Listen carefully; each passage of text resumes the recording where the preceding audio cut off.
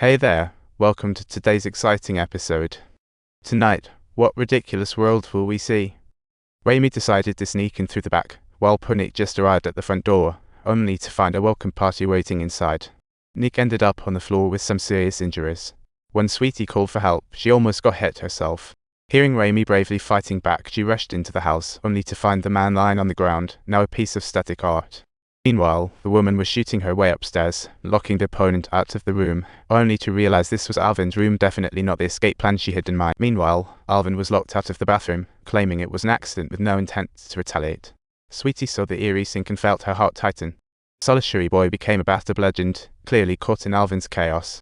Curious, Sweetie instantly taught Alvin a lesson. The woman at the door succumbed to Raimi's warm hospitality.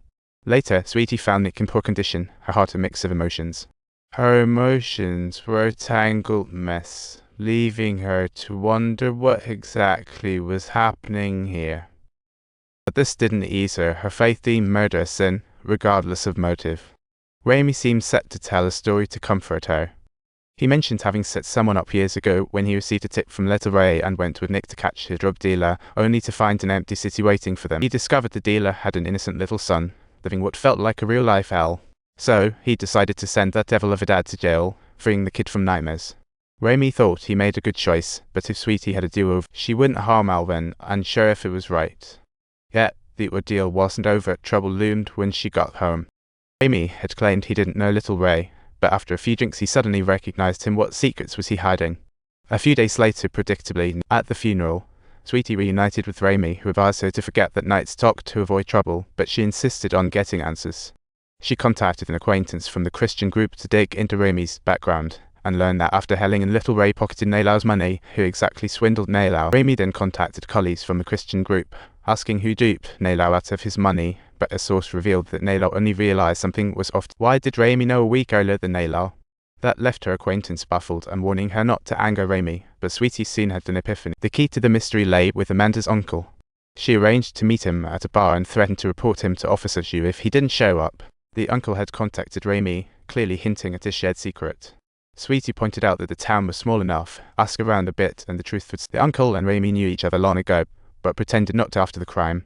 The uncle said Raimi once helped him avoid a scandal, but refused to share details. Sweetie didn't buy it. She suspected that the uncle and Raimi had colluded to kidnap Amanda to steal the massive funds from Helling. Helling had mentioned after getting the money with Little Ray, she first returned to the Tang family to settle her daughter before heading out again, which hinted at a possibly hidden secret in their argument. The uncle's house was right next to Helling's. During their first meeting, the aunt mentioned their poor soundproofing, and the uncle quickly changed the subject.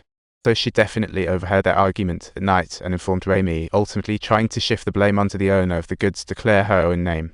The restless uncle yielded to Sweetie's pressure. She was almost always right. He relaxed, drank after 20 years, and shared the truth.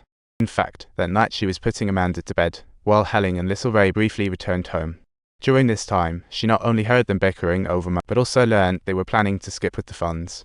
She informed Raimi and planned to kidnap Amanda, intending to give her a little weekend getaway. The goal was to get the payment and teach the irresponsible sister a lesson, unaware the aunt escalated it by calling police and media. Once Sweetie joined the probe, things got complex.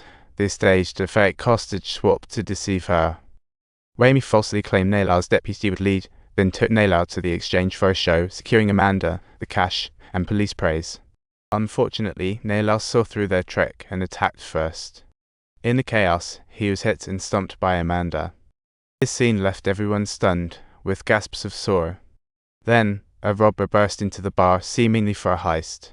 But he quickly turned the gun on the uncle, warning him to keep quiet. Sweetie instantly recognized him as Raimi and thought, oh no, it's my old nemesis.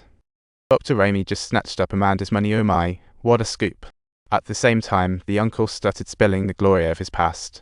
Hearing this, Raimi lowered his gun, but the cloth was shot by the bar owner.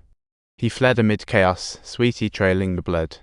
She chased him all the way to a rooftop, where an almost breathless Raimi was sitting. Sweetie wanted to hear him admit he was the one who caused Amanda's death. What are you really planning to do? He couldn't let another Alvin happen again. Raimi wasn't even interested in defending himself, just watching things unfold. During the investigation, Sweetie revealed everything she knew, and the officer had one question: who was it that Naylor called to request the deal?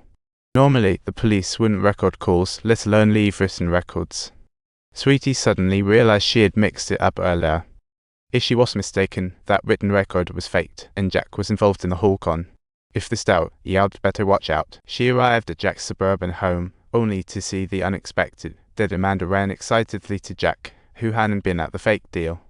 The truth of the matter began to surface. The uncle, upon learning that Helen was about to run off with the money, expressed his fears for Amanda's future to Raimi. Jack joined the fray to make amends for being unable to save his daughter back in the day. Amanda's plight resonated with the pain he felt over his own daughter's loss. As a cop, he felt powerless. Watching his retirement approach, he couldn't bear to see another child ruined, so he took it upon himself to serve justice. The first gunshot of that fateful deal came when the deputy took out Nayla. Raimi and Nick pretended a shootout was going down. Before Sweetie and the others arrived, they tossed Amanda's clothes and doll into a pot, creating the illusion of an accidental death. Then, Raimi disposed of the deputy who knew too much, and it seemed like all the plans were about to come to fruition. But after Sweetie uncovered the secrets, the uncle seemingly cracked under the pressure and spilled everything, which ironically left Raimi without a chance to silence him.